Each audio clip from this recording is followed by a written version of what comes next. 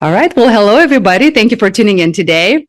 Welcome to It's Time for More Injury Funding podcast for all who want to learn about legal funding and its significance in the personal injury, slip and falls, workplace injuries, and many other types of law practice domains. I'm your host, Laura, founder and CEO of More Injury Funding, the legal funding counselors with a passion for law, medicine, legal funding, and all suffering individuals. More Injury Funding is a sponsor, member, associate, or business partner of this podcast, Academy of Truck Accident Attorneys, Sandy Springs Bar Association, Georgia Association of Paralegals, Atlanta Legal Aid Society, State Bar of Georgia, and Georgia Hispanic Chamber of Commerce. In today's episode, we have a very special guest, Doctor of Neurology, Robert Bashuk. As the medical director of the Concussion Center, Dr. Bashuk utilizes his over 35 years of board-certified clinical expertise to accurately diagnose mild traumatic brain injuries, TBIs, also known as concussions. While attending Medical College of Georgia, Dr. Bashuk became fascinated with neurology and the multi-faceted nature of the brain. A Georgia native and avid sports fan, Dr. Bashuk is especially keen on properly diagnosing the unique brain injuries for each patient. He believes compassion and respect for each patient's unique circumstances and injuries should be at the center of diagnostics and recovery. Without any further ado, let me introduce Dr. Robert Bashuk. Well, welcome to It's Time for More Injury Funding, Doctor. Good morning. Thank you for having me. Absolutely. All right. So can you please, Doctor, explain or define rather, what is concussion? How can you explain how concussion is diagnosed? So a concussion is a traumatic brain injury. That is the direct, as a person will have a blow to either the head, neck, or their body. And this results in a force that is transmitted to the brain. So that's the general definition. And then what happens after that is you have two phases. You have an excitation phase, and then you have a depression phase. And what happens is when someone is hit, whether it's the head, the neck, or the body, and that's an important point, is that you don't have to hit your head to have a concussion. It can be the neck or the body. But basically what happens is there is this excitation phase where all of these neurons suddenly fire at one time. Normally, neurons have a pattern. So if I'm going to lift up my right arm, the neurons that are involved in lifting that right arm are only ones that fire. But with a concussion, all these neurons fire at the same time, and that results in an individual having loss of consciousness. This can result in them seeing stars. This is when you see this person who's stumbling or confused, and that typically lasts for anywhere from a few seconds up to a few minutes. Mm-hmm. And then that resolves, and then what happens is you have a depression of the neurons. They stop working as well as they should because the production of something called ATP is reduced, and that causes the symptoms that tend to occur after the initial injury. Okay. And so back to our question, how concussion is diagnosed? So basically a concussion, you have to have a mechanism of injury, and then you have to have symptoms or signs consistent with a concussion. And the symptoms and signs are typically an individual who is confused, dazed, unsteady, wobbly, dizzy. Anybody with loss of consciousness, that by definition is a concussion, but you also can have these other symptoms that will occur. Okay. And what is an acceleration-deceleration injury, and how does it lead to a concussion? So the vast majority of concussions are what are known as acceleration-deceleration injuries. And you can think about it best as someone's in a car wreck, a motor vehicle accident, where, say, they're rear-ended and their head is thrown forward and backwards. That's a typical example of an acceleration-deceleration injury. But it can also occur if you have a slip and fall injury. It can occur if somebody is assaulted.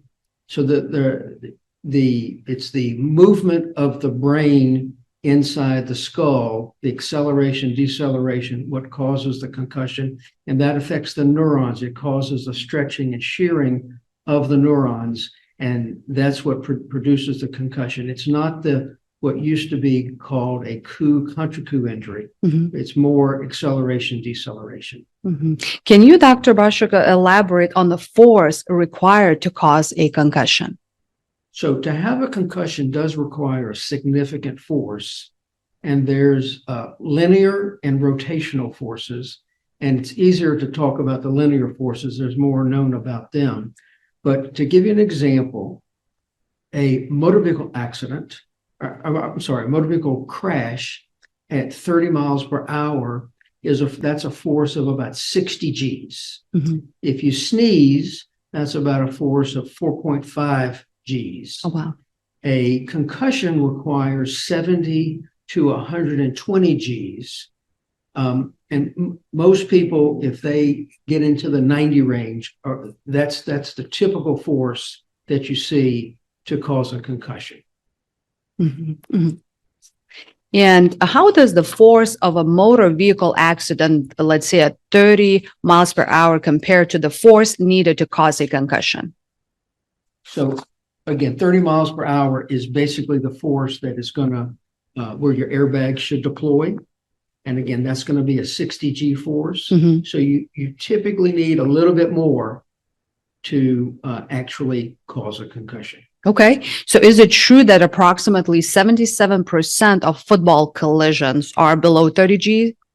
So that is absolutely correct. So basically, football, which gets a lot of publicity for concussions, the number of collisions in football that actually cause a concussion represent about 0.02%. So it actually is very, very small number of hits in football that will cause a concussion. And yes, 77% of hits in football are below 30 Gs. And after a concussion, what actually happens to the energy level in the brain? So when you have that initial trauma and the neurons, they stretch, there's shearing forces that occur. This results in what's known as a neurometabolic cascade. And basically the pathophysiology is there is a leakage of ions after this injury where potassium leaks out and sodium and calcium leak into the cell. This calcium goes into the mitochondria, and everybody remembers from high school biology that the mitochondria are the powerhouse of the cell. They're the lungs of the cell. They're the part of the cell that produces the chemical ATP, and ATP is produced in every cell and allows us to function. This calcium damages the mitochondria, and that results in a 20% drop in energy production in the brain, and this produces a lot of symptoms, headaches, dizziness, memory loss. And this drop in energy will last for approximately 4 to 6 weeks. That long, okay. What are the typical symptoms a patient has after a concussion? What is a typical time course for resolution of these symptoms? And what is post-concussion syndrome? So basically, the common symptoms of a concussion include headaches, dizziness, memory loss, brain fog, anxiety, irritability, and sleep disorders. And a person may have one or two or have all of those symptoms. The typical time course is most people, 70% of people will improve in about a month, and there will be about 30% of people whose symptoms will persist longer than a month. And these individuals are what are called post-concussion syndrome. And it depends on what literature you're looking at, but post-concussion syndrome, some people define it as going after 3 months, some people is after 1 month, and some after 2 weeks. But I think 1 month to 3 months, I usually use 3 months actually for post-concussion syndrome. And post-concussion syndrome, the name is actually changed to persistent concussion symptoms, but both of them still are PCS. So it works. It still works. And what are the implications of a concussion being a temporary energy deficit for the patient's recovery and rehabilitation? So again, with this drop in ATP production by the mitochondria as a result of this calcium influx, this temporary energy deficit will last 4 to 6 weeks.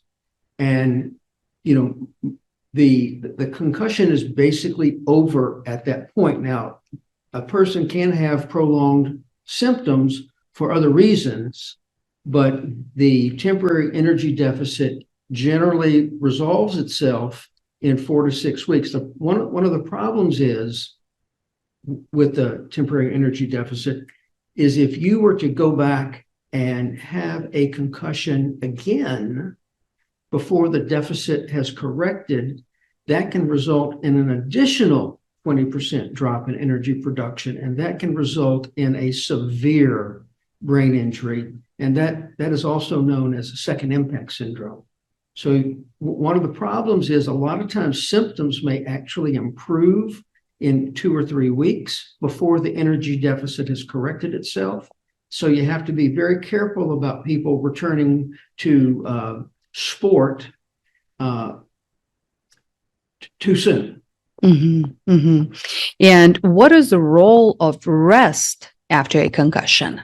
So for years and years and years, everybody was told that you need to rest after a concussion. Mm-hmm. That is the absolute wrong thing to do. What we recommend now is what's called relative rest, or 48 hours. You do not want to be a cocoon. Mm-hmm. You want to be active. In those first 2 days, you should have what's called relative rest. You can do activities that don't exacerbate any symptoms. So you can sit and have dinner with your family. You can get on the phone. You can do a little computer work if you want to. You don't have to completely avoid screens. We tend to recommend a reduction in use of screens for about 48 hours. But after that, it should be fine unless it were to exacerbate symptoms. And so the mantra now is exercise is medicine. And that is what we do here at the Concussion Center. We have everybody begin to exercise, but the exercise has to be done in a very special way. This is not, I've had a concussion and 3 days later, I'm going to go run 5 miles. That is not recommended. The exercise has to be done in a very specific way. Interesting. Talking about exercise, what is the role of exercise in concussion management? So basically what we do is what's known as the Buffalo Concussion Treadmill test or the Buffalo Concussion Bike test. And this test, even though it's a test, this is our centerpiece for managing people with concussions. And this was designed at the University of Buffalo by a Dr. John Letty and a Dr. Barry Willer. And this Buffalo Concussion Treadmill test is done for 20 to 30 minutes, and it's all related to a person's heart rate. Mm-hmm. And you have a heart rate based on your age, and we will have you walk. And again, you only walk on the treadmill. There's no running on the treadmill. Mm-hmm. You walk on the treadmill for a certain period of time, and we try to find out where do you have a symptom exacerbation. And then we determine what the heart rate is when that exacerbation occurs. Then we take that number, usually reduce it by about 15, and then we actually show you how to do the treadmill test yourself or the bike test. Mm-hmm. And you do it at home. And you do that 4 to 5 times a week. You come back, we'll do it again at the lower heart rate, and then we gradually, over several weeks to several months, get that heart rate higher. And basically, anytime we'll allow a mild symptom exacerbation, we won't allow a significant symptom exacerbation. And doing that helps correct the autonomic nervous system, which is often affected in someone who's had a concussion. Mm-hmm. So the Buffalo Concussion Treadmill test helps improve neuronal activity, cortical connectivity. It helps cerebral blood flow, the autonomic nervous system, and something called neurovascular coupling. It basically makes the brain work a whole lot better.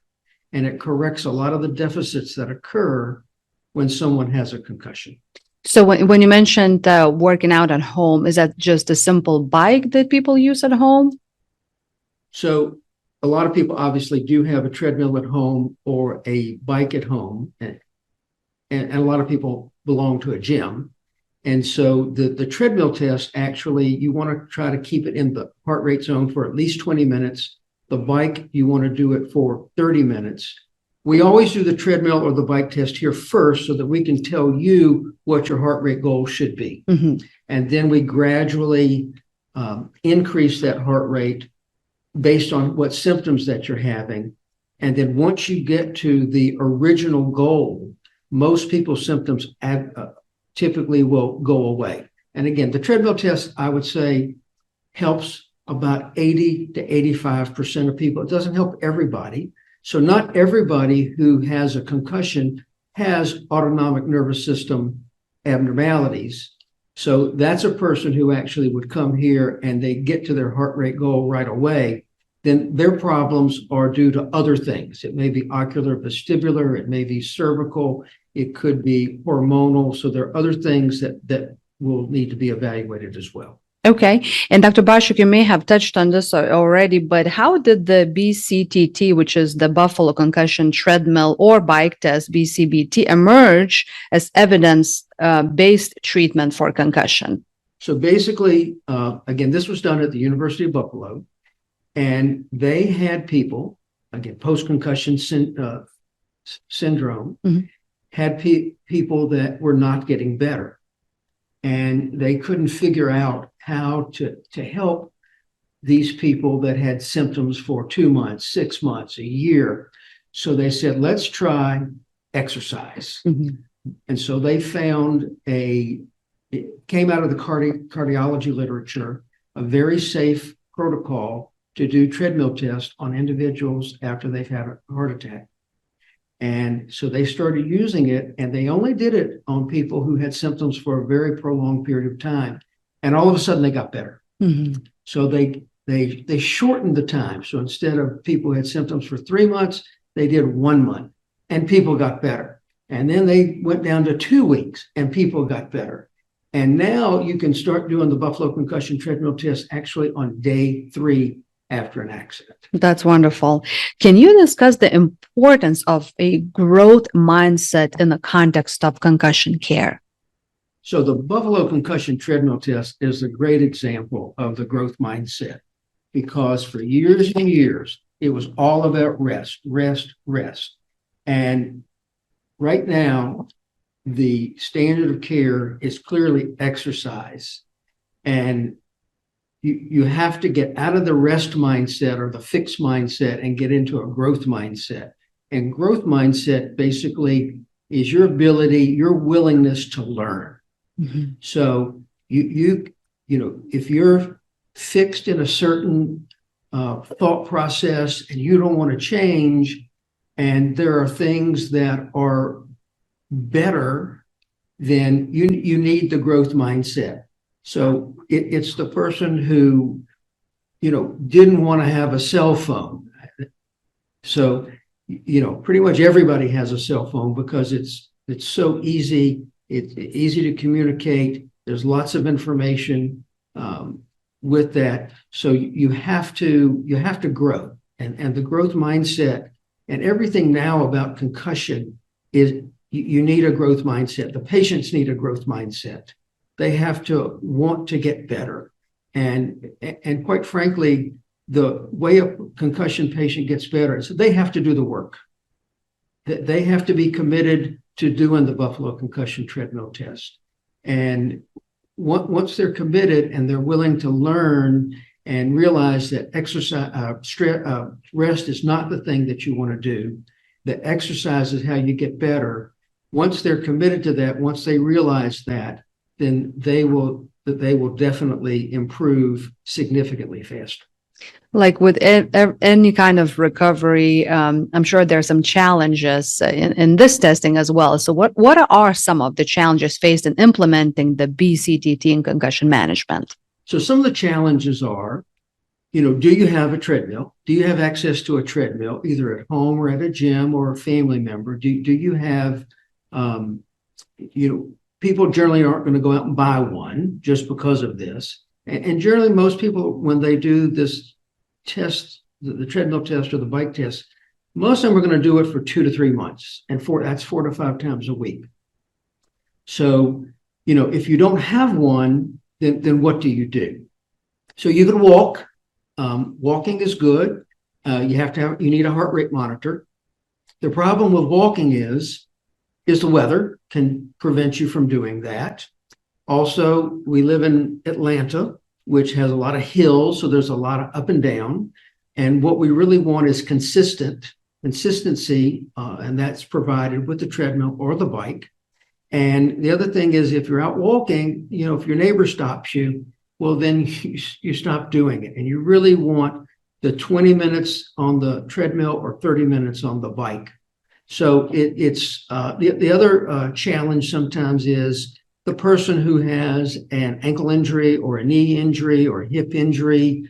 They may have difficulty doing the treadmill. And obviously, we don't want to exacerbate some other injury trying to do this. So sometimes we have to wait a significant period of time until their back is better, their knee is better, their ankle is better.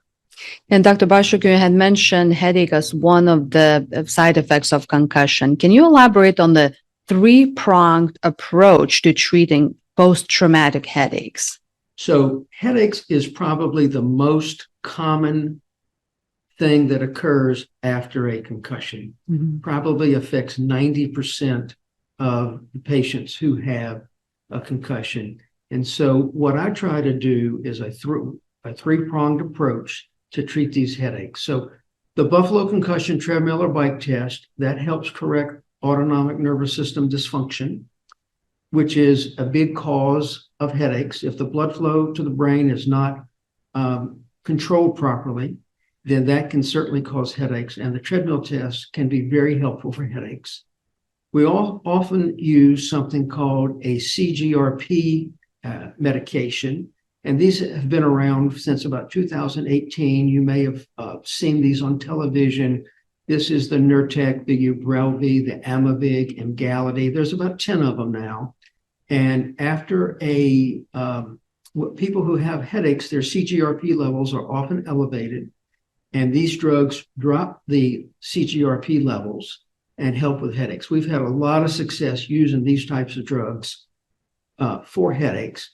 And then we have something else that we use. It's called Nerivio, which is Nerivio. And this is what's known as a neuromodulating device that you wear on your arm. And it's kind of like years ago, people would have the little iPod and they would run with it and they wrap it around their arm. This kind of does the same thing. You wrap it around your arm and you can wear a short sleeve shirt and cover it. And basically you get a little electrical stimulus. It's similar to a TENS unit, but it's different. And it works on what's known as the descending pain pathway.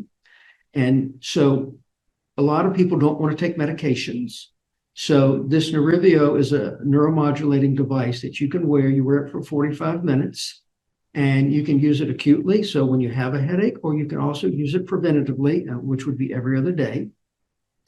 And you can, when you wear it, you can do anything you want to. A lot of times we'll have people come and do the treadmill test or bike test, and we have them wear the Nerivio at the same time. Mm-hmm. But if you do it at home, then you can, while you're cooking dinner, while you're watching television, you could wear it at work. Nobody can see it. You feel it, but it's very mild.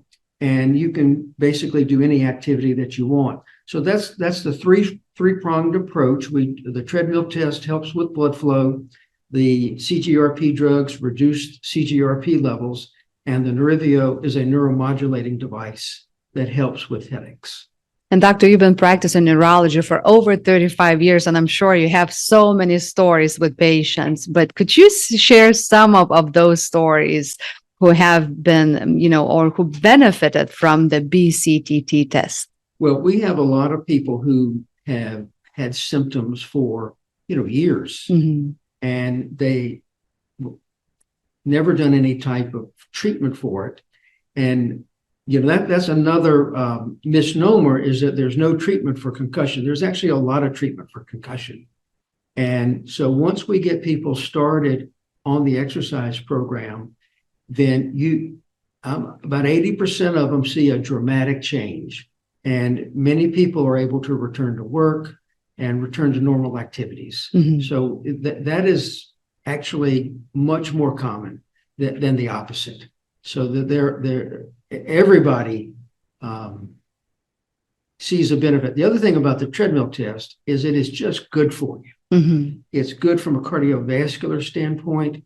It is so easy on your knees, your ankles, your hips, your back, that a lot of people will continue to do it after they finish the treatment here. A lot of times I'll say, medically, you passed the test, you're good, you've been doing it now for 3 months, you can stop, your heart rate is where we want it to be when you exercise.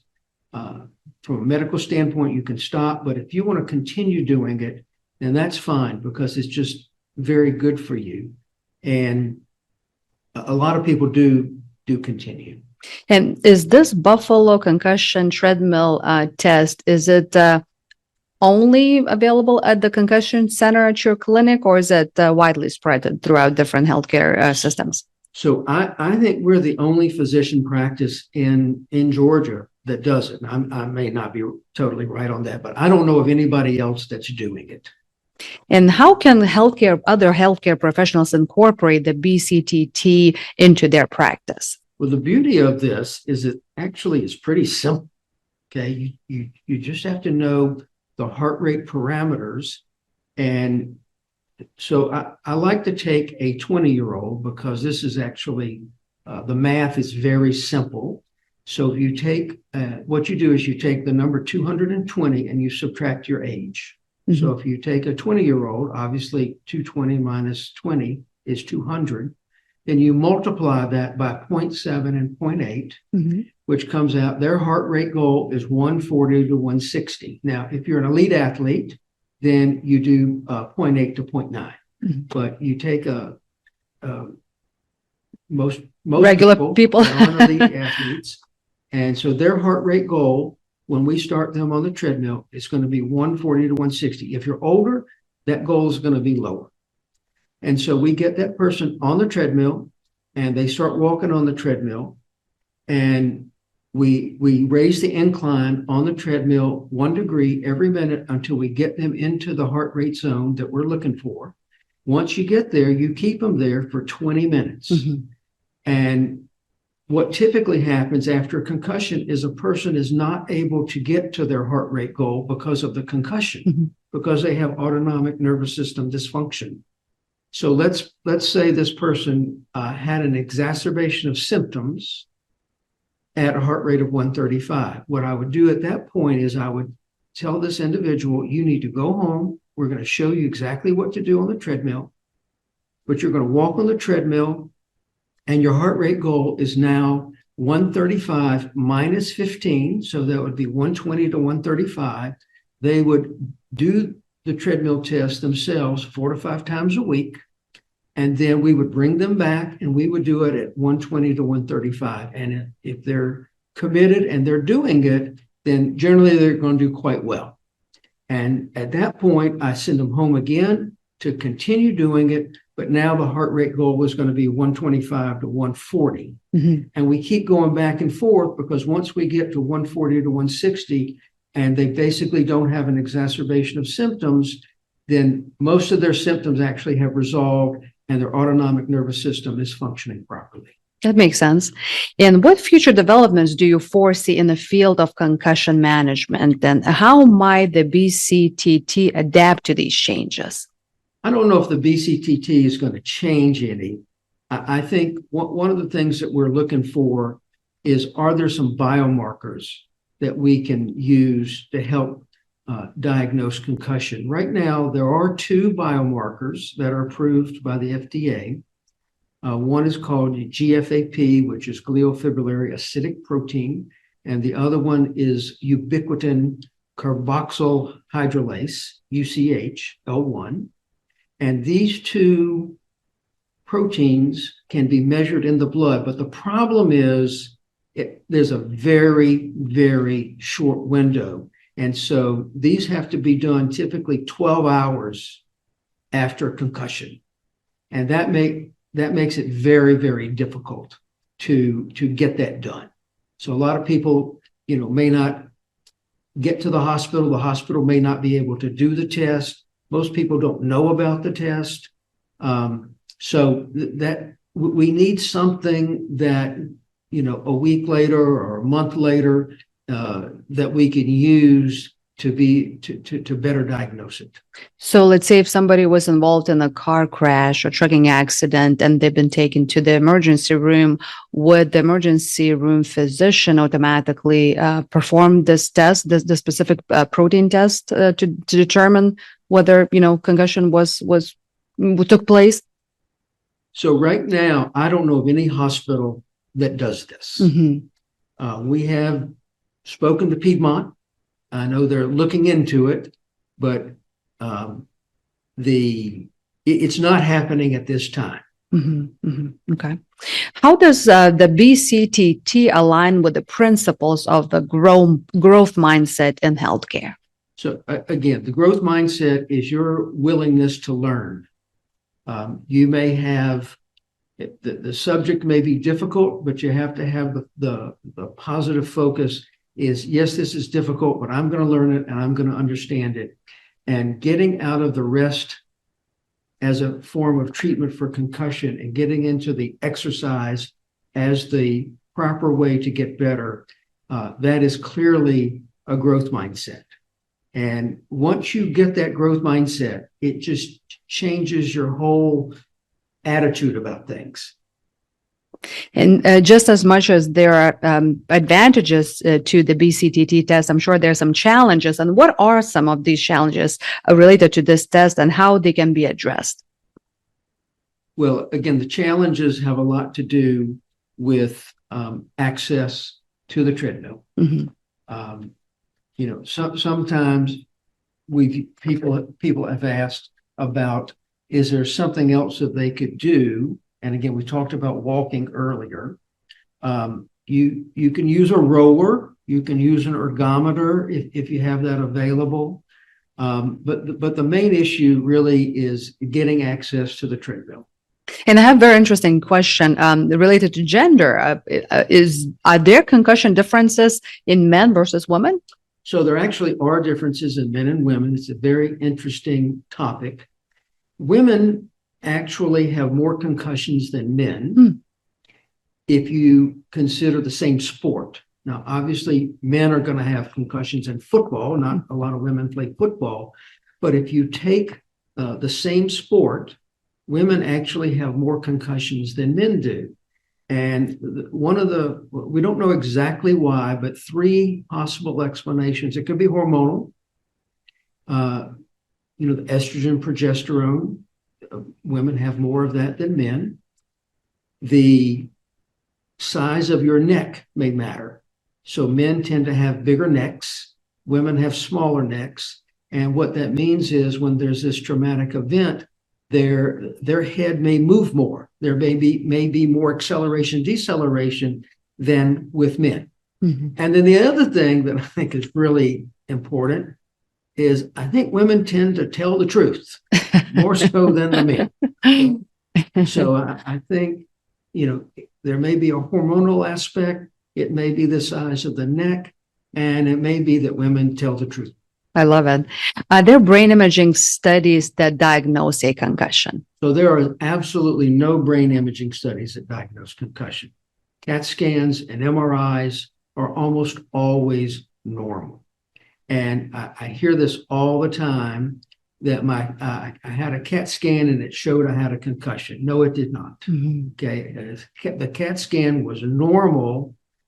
The physician that you saw in the emergency room thinks you had a concussion, but your CAT scan was normal. The CAT scan is going to show if there's been any bleeding in the brain, if there's been a skull fracture, but almost always they're normal.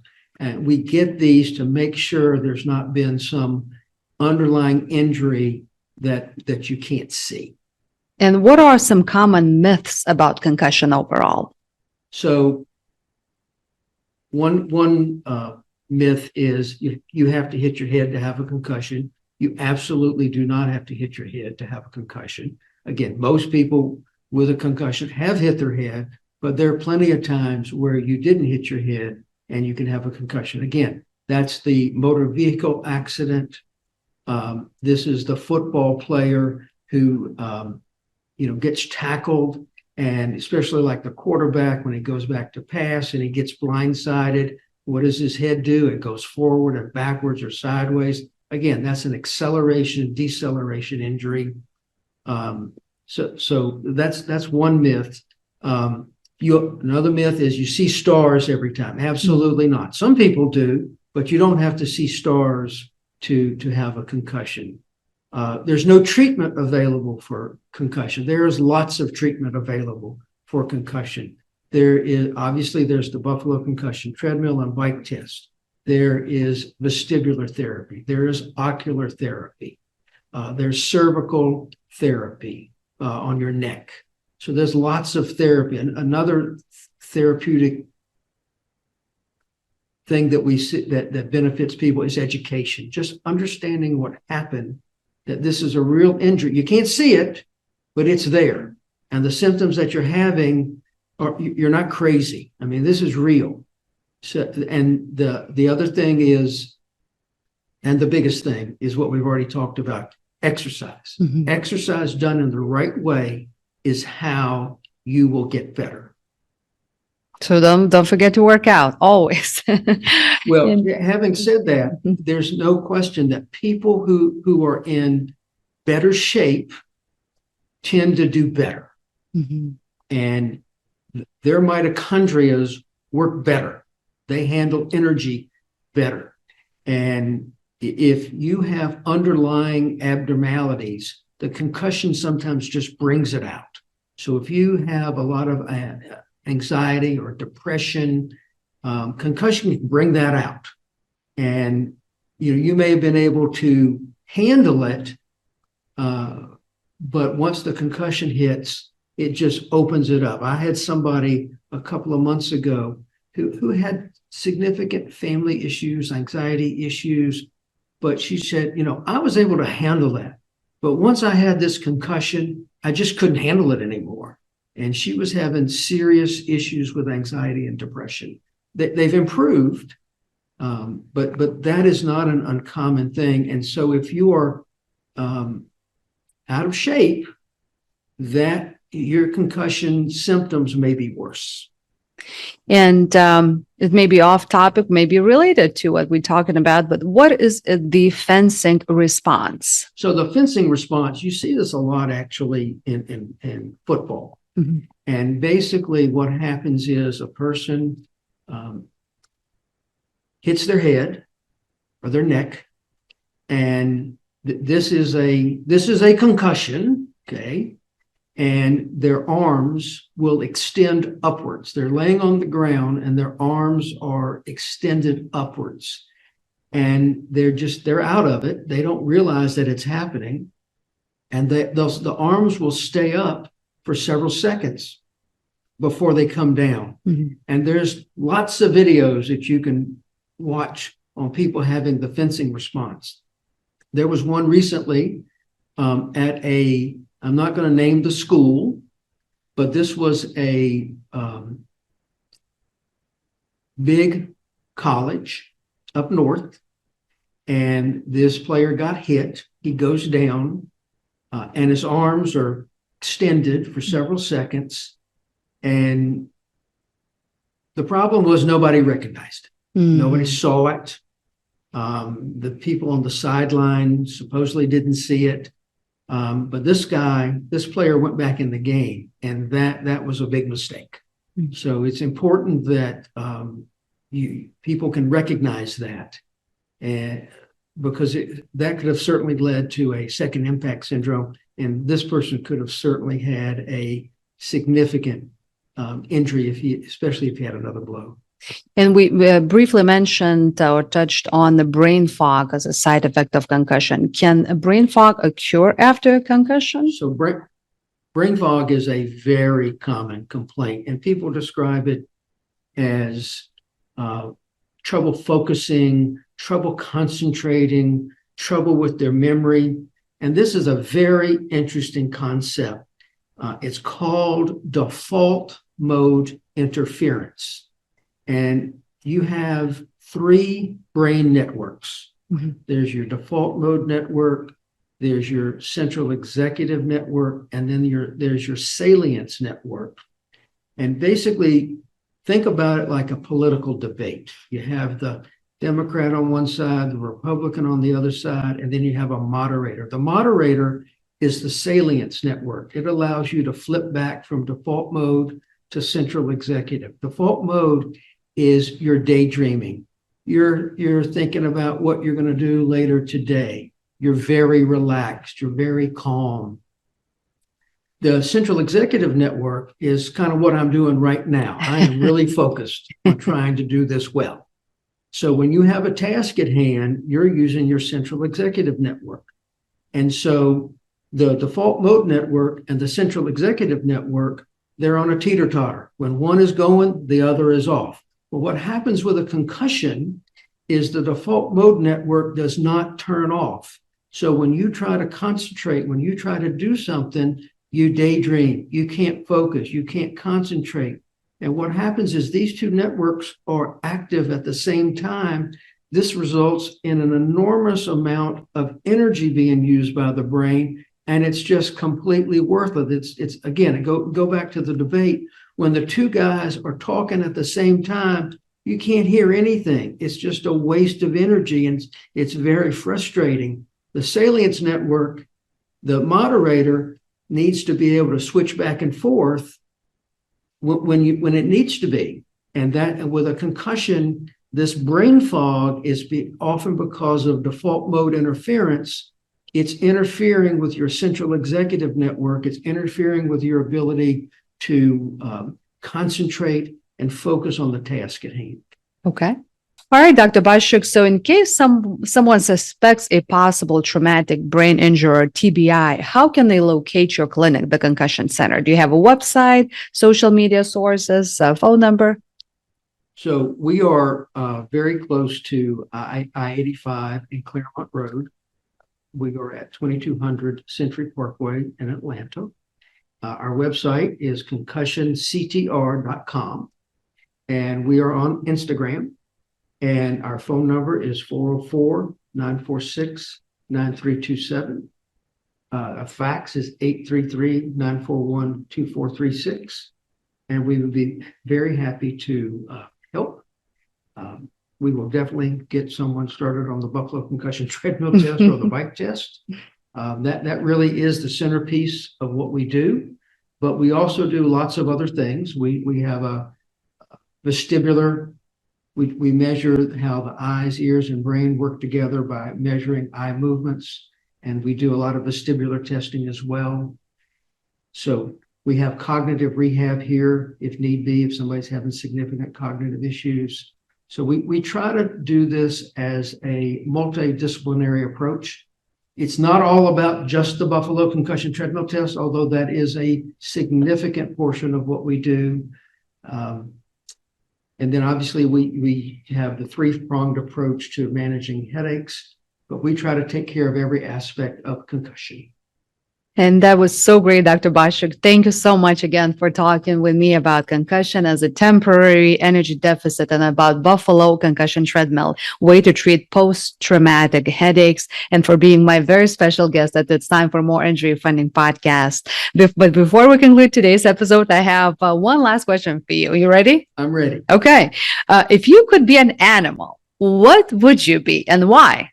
So I would like to be an orangutan. Okay. And the reason is they are considered to be the smartest animals on Earth besides humans. Oh. So I think I would like to be either an orangutan or an elephant because I think they're pretty smart as well. That's amazing. Do you ever go to Atlanta Zoo? I haven't been in a really, really long time, but I've been to Africa and I've seen all those animals. and they're pretty impressive. It's fascinating, which reminds me actually to go back to the zoo. When my son was little, we had membership, so it's time to go back. He's teenager now, so it's been a while. But My grandchildren go quite frequently, so I need to go with them. let's do it. Let's do it, doctor. Again, thank you so much for watching and listening to our story today about the concussion and the temporary energy deficit and the Buffalo Concussion Treadmill. For more tricks and tips and tricks on legal funding and personal injury related topics, follow me, like and subscribe at More Injury Funding, and it's time for More Injury Funding podcast. Also follow me on YouTube, Spotify, Amazon Music, Google Podcasts, and all other podcast platforms worldwide, and also LinkedIn, Instagram, Facebook, Twitter, TikTok, Pinterest, YouTube, Google Business Profile, and my website at moreinjuryfunding.com. That's with 2 O's.